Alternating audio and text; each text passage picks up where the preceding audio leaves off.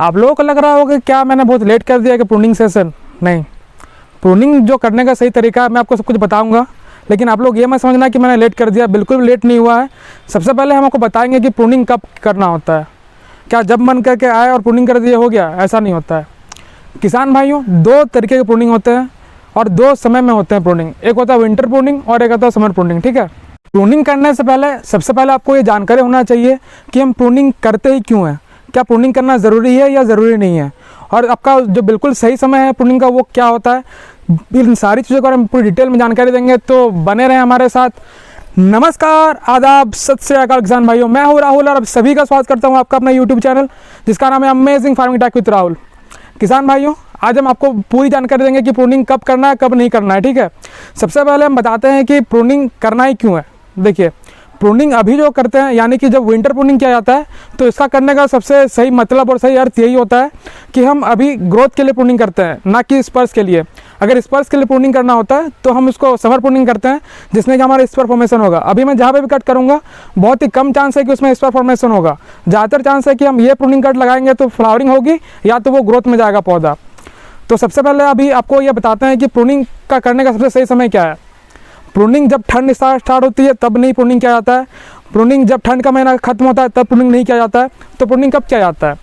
तो प्रूनिंग तब किया जाता है जब आपका डॉर्मेंसी ब्रेक होने वाला हो, यानी कि डॉर्मेंसी ब्रेक होने से 15 दिन पहले आप प्रूनिंग करें तो उससे बहुत ही आपको फ़ायदा होगा।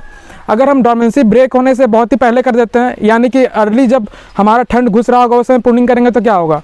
तो उस समय अगर प्रूनिंग कर देते हैं, मान लेते हैं कि हम दिसंबर में प्रूनिंग कर देते हैं, दिसंबर का फर्स्ट वीक में, लेकिन हमारा जो यहाँ पे ठंड आती है वो आती है जनवरी में। चिलिंग आवर्स हमें मिल रही है, अभी 7 डिग्री से नीचे तापमान जा रहा है।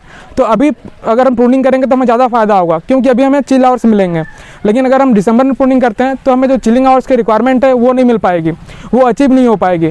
लेकिन अभी हम देख रहे हैं कि चिलिंग आवर्स से मिल रहे हैं। मैंने आपको इसीलिए पहले वीडियो बना के जानकारी दी थी कि आपको डॉर्मेंसी में लाना पौधा को जरूरी है। ठीक है, डॉर्मेंसी में पौधा जब तक रहेगा, जितने लंबे समय तक रहेगा, उतने अच्छे से चिलिंग आवर्स को वो अच्छी एक्यूमुलेट कर पाएगा, अपने अंदर ले पाएगा और अच्छी फ्लावरिंग फ्रूटिंग आपको देखने को मिलेगी।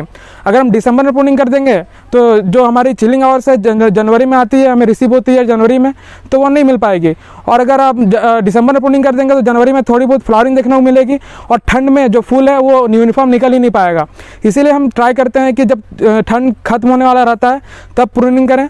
तो क्या होता है कि हमारे जहाँ भी देखिए कहीं ना कहीं हमारा छूट ही जाएगा। हम जितना भी स्प्रे कर लें, कुछ ना कुछ ऐसे कट्स होंगे जो कि खुले रहते हैं, एक्सपोज रहते हैं एयर से, तो उससे क्या होगा, लंबे समय तक खुले रहने के कारण उससे फंगल डिजीज लग सकते हैं। ठीक है, तो इसीलिए हम क्या करते हैं, गर्मी आने से जस्ट 15 दिन पहले, यानी कि जब हमको पता है कि डॉर्मेंसी ब्रेक होने वाला है, 15 दिन बाद गर्मी शुरू हो जाएगी। हम यहाँ पे कर रहे हैं, आज जनवरी का फर्स्ट वीक है और हमारे यहाँ मकर संक्रांति के बाद गर्मी शुरू हो जाती है। यानी कि ठंड तो रहती है लेकिन उतनी ठंड नहीं रहती है। अभी जैसे रात का तापमान 5 डिग्री 6 डिग्री, यानी कि हमें चिलिंग आवर्स मिल रहा है। ठीक है, तो किसान भाइयों, मैं आपको ये बोल रहा था कि जब ठंड खत्म होने वाली रहती है, यानी कि 15 दिन पहले, जब ठंड हमको पता है कि अभी जनवरी 15 से हमारी गर्मी शुरू हो जाएगी मकर संक्रांति के बाद, तो हम जनवरी का फर्स्ट वीक में प्रूनिंग करेंगे तो सही रहेगा। तो वो, और सबसे पहला बात यह है कि प्रूनिंग करने से पहले आपका जो पौधा है वो पूरा डॉर्मेंसी में होना जरूरी है। इसीलिए मैंने आपको कहा था कि आप फोर्स डॉर्मेंसी करा लें, क्योंकि हमारे यहाँ गर्म क्षेत्र में फोर्स डॉर्मेंसी से ही जो प्रॉपर डॉर्मेंसी है वो लाई जाती है प्लांट्स में, और तभी हमारे पौधों में अच्छी फ्लावरिंग फ्रूटिंग देखने को मिलेगी। बहुत लोगों ने अर्ली प्रूनिंग कर दी है, उससे क्या हुआ कि अभी फ्लावरिंग आ रही है। ठीक है, तो अभी हमको कुछ खास फायदा नहीं हुआ, क्योंकि अभी चिलिंग आवर्स मिल रहा है हमें। तो ये बहुत ही अच्छी बात है कि हम यहाँ पे चिलिंग आवर्स उसको पौधे को अच्छे से मिल जाए, तो वो बहुत ही अच्छे से फ्लावरिंग फ्रूटिंग करेगा। जो आने वाला है वो बहुत ही यूनिफॉर्म तरीके से आएगा और साइज भी बहुत ही अच्छा आएगा। जितना अच्छा चिलिंग आवर्स मिलेगा उतनी ही अच्छी हमारी फ्लावरिंग फ्रूटिंग हो पाएगी। तो अब हम जानेंगे कि प्रूनिंग हमें करना भी है या नहीं है। तो सबसे पहले हम बताएंगे, प्रूनिंग दो चीज़ पर सबसे पहले डिपेंड करेगा कि प्रूनिंग करना क्यों है। अगर आपका पौधे से पौधे का डिस्टेंस सबसे पहले मैटर करेगा, और उसके बाद ये मैटर करेगा कि आप क्या चाहते हैं पौधे से आप जो चाहते हैं वो आप कराने के लिए प्रूनिंग करते हैं। यानी कि ऐसा नहीं है कि कुछ भी आके प्रूनिंग कर लिया आपने। ठीक है, तो मैं आपको बताता हूँ हम क्यों प्रूनिंग कर रहे हैं यहाँ पे। सबसे पहले मुझे क्या चाहिए, मुझे चाहिए कि ये जो प्लांट है इसका ग्रोथ बहुत ही विगर ना रहे। ठीक है, और साथ ही हमको ये भी पता है कि जो आप देख रहे हैं, ये टहनी देख रहे हैं, ये लगभग 3-4 फुट लंबाई हो चुका है इसका। मैं चाहता हूँ कि ये इस साइड बहुत ज़्यादा ग्रो ना करे, तो मैं क्या करूँगा, यहाँ पे एक भी कट नहीं दूंगा। ठीक है, जैसे आप इसको कट देने का अर्थ ही ये होता है कि आप इसको परेशान कर रहे हैं और ये यहाँ से बड ब्रेक होगा, जैसे ये वो भागने लगेगा। अगर हम इस ब्रांच को प्रून नहीं करेंगे तो इसमें सिर्फ स्पर फॉर्मेशन होगा और बहुत ही नॉमिनल ग्रोथ होगा, ज़्यादा ग्रोथ नहीं होगा। लेकिन मुझे जहाँ पे मैं बोलूँगा कि मुझे यहाँ पे ग्रोथ चाहिए, मुझे मान लेते हैं कि मुझे यहीं पे ग्रोथ चाहिए होगी, तो मैं क्या करूँगा, यहाँ पे हेडबैक दूंगा। और हेडबैक दो तरीके के होते हैं, एक होता है फ्लैट कट और एक होता है तिरछा कट। यहाँ पे सामने लाइए, मैं दिखाता हूँ। किसान भाइयों, इसको अच्छा से देखिए। अब अगर इसको हम इस तरीके से तिरछा करेंगे, तिरछा करके कट मारेंगे, तो ये वाला जो बड है वो ब्रेक होगा और लंबे तरह से चलता रहेगा। और अगर हम ऐसा फ्लैट कर देंगे तो क्या होगा, ये जो सारे आइज़ हैं, ये ज़्यादातर चांस है कि सारे आइज़ बर्स्ट होंगी और ज़्यादातर चांस है कि ये बहुत ही विगर लेने लगेगा। लेकिन मैं चाहता हूँ कि इसमें ज़्यादातर जो है बड फॉर्मेशन हो और मैं इसका ग्रोथ भी इस साइड कम चाहता हूँ। तो ये ऐसा नहीं कि ग्रोथ नहीं करेगा, ग्रोथ करेगा। अगर मैं इसको प्रून नहीं करूँगा तो ग्रोथ जरूर करेगा, लेकिन ये बहुत ही नॉमिनल ग्रोथ करेगा। तो सबसे पहले हम स्टार्ट करेंगे प्रूनिंग सेशन नीचे से। तो हम सबसे पहले नीचे में देखेंगे कि हमारे घुटने तक जो भी टहनी है उसके नीचे उसको हटाना है। तो उसको क्यों हटाते हैं, उसको देखिए। अगर घुटने से नीचे कोई टहनी है तो यहाँ पे अगर बस लग भी जाएगा ना तो नीचे लगेगा, तो नीचे में काफ़ी सारे फंगस, कीड़े मकोड़े बहुत सारे उस पर लगेंगे, तो उस पर फ्रूट लग भी जाएगा तो कुछ खास फायदा नहीं होगा। इसीलिए हम आपको रिकमेंड करते हैं कि घुटना से नीचे एक भी टहनी नहीं होना चाहिए, ठीक है। अब आते हैं इसके ऊपर। अब हम दूसरा सबसे पहला बात ये देखना है कि जहाँ पे भी दो शाखा इस प्रकार से क्रॉस हो रहा होगा तो उस पर हम प्रूनिंग नहीं करेंगे, उसको हम हटा देंगे प्रून करके। और सबसे जो मुख्य बात है प्रूनिंग करते समय, इस बात का ध्यान रखें कि जो हमारा सेंट्रल लीडर है, ये हमारा देख सकते हैं सेंट्रल लीडर है, तो इससे जो भी शाखाएं से निकली हुई रहती हैं, इसको हम कभी भी सामने से कट ना करें। हम चाहते हैं कि कभी भी जो हमारा सेंट्रल लीडर है ये परेशानी में ना आए। अगर आपको कट करना भी है, इस ब्रांच को, प्राइमरी ब्रांच को कट करना भी है, तो आप इसको बेबल कट लें, ठीक है। सबसे पहले मैं आपको समझाना चाहता हूँ कि कट कितने प्रकार के होते हैं। मैं आपको सिंपल से बता देना चाहता हूँ। अगर आप किसान भाइयों, मैं आपको थोड़ा सा कट के बारे में जानकारी दे देता हूँ। मान लेते हैं कि हमारा प्राइमरी ब्रांच है वो यहाँ से निकला हुआ है, ठीक है। तो जो सबसे दूरी में कट लगता है ये होता है बेबल कट लगता है। एटलीस्ट 4-5 जो आइज़ है उसको छोड़ करके कट लाएंगे। तो हम इस प्रकार से तिरछा कट लगाते हैं ताकि इसमें कोई पानी वानी ना रुके। तो थोड़ा सा जो दूरी में कट लगता है बेबल कट लगता है। और यहाँ से जो ये बड ब्रेक होगा तो सबसे वीक टहनी निकलेगा और यहाँ से हम फ्रूट लेंगे, ठीक है।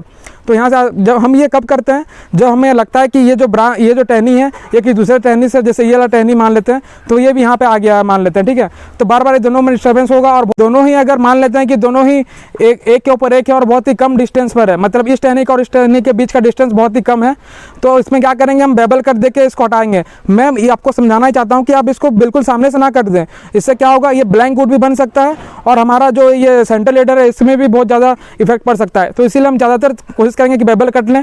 और अगर हम 2 अंगुली छोड़ने के बाद अगर कट लेते हैं, जैसे ये 2 अंगुली है दोस्तों, अगर इसको 2 अंगुली छोड़ने के बाद अगर कट लेते हैं यहाँ पे, तो ये हो गया हमारा स्टॉप कट, ठीक है दोस्तों, ये हो गया स्टॉप कट।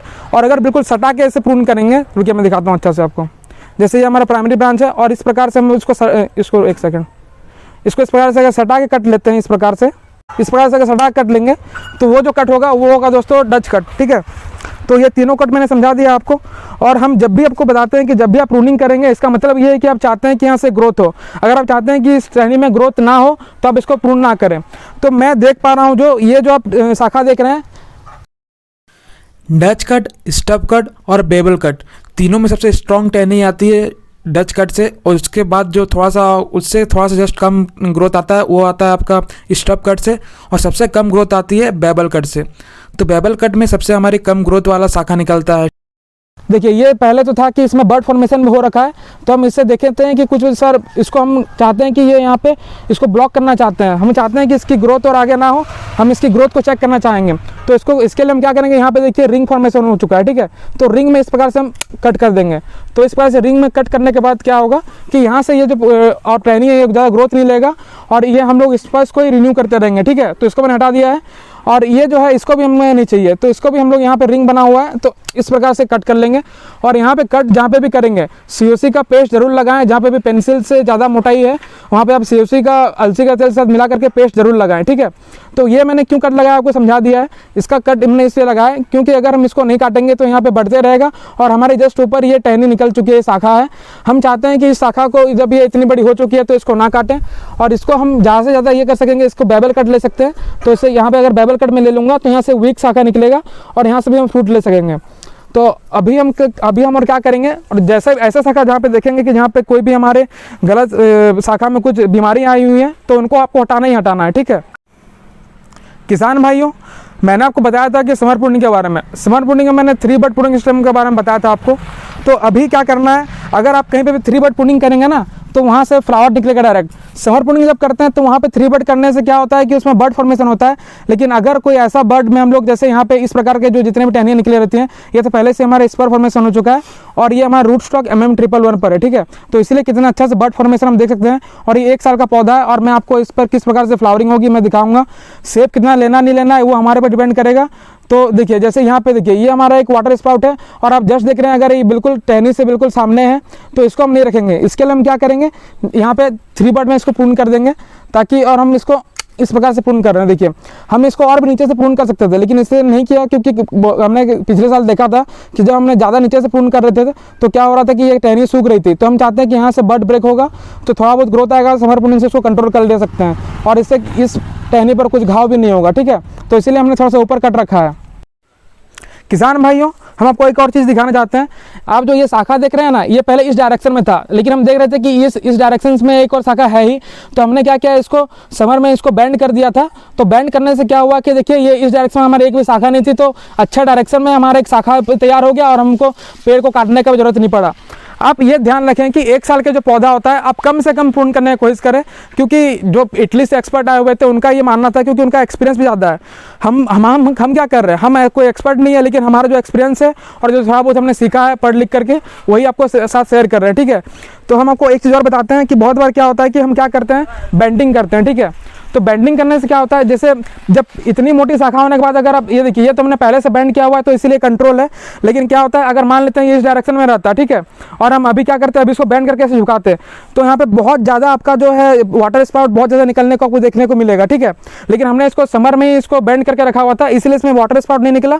अगर जो भी निकला है तो इसमें बड फॉर्मेशन का हुआ है, ठीक है। तो आप क्या करें, 6-7 इंच जब ग्रोथ हो जाता है ना तभी से आप बेंडिंग शुरू कर दें। तब क्या होगा, आपका जो शाखा होगा वो हॉरिजॉन्टल रहेगा, इसमें बड फॉर्मेशन होगा और वाटर स्पाउट्स कम निकलेंगे।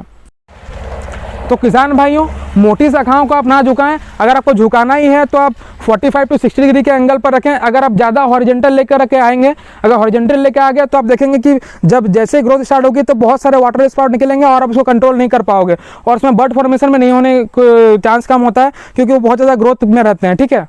तो आप ट्राई करें कि पहले से ही क्यों ना हम ट्रेन करें पौधे को, तो आपको कोई भी परेशानी नहीं आएगी। तो जैसा कि हम आपको ये दिखाना चाहते हैं कि हमने पौधे को ट्रेन किया है। ट्रेन करने का फ़ायदा ये होता है कि देखिए दोस्तों, हमको प्रूनिंग करने बहुत ही कम, ना के अराउंड इसमें प्रूनिंग कट का यूज़ किया गया है। और हम क्या कर सकते हैं, आप देख रहे हैं कि इसमें फेदरिंग कम हो रखी है, जो भी निकला है बड फॉर्मेशन हो रखा है, ठीक है।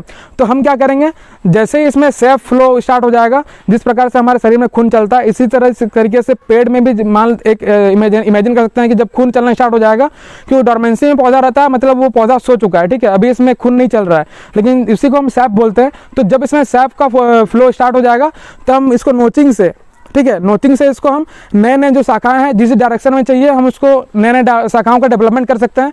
और एक शाखा से दूसरे शाखा के बीच के जो दूरी है एटलीस्ट 1.5 फुट से ज़्यादा ही होना चाहिए, ठीक है।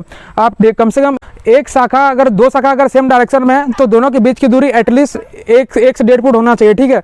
तब हम एक अच्छा इसमें जो सन का पेनिट्रेशन है हो पाएगा।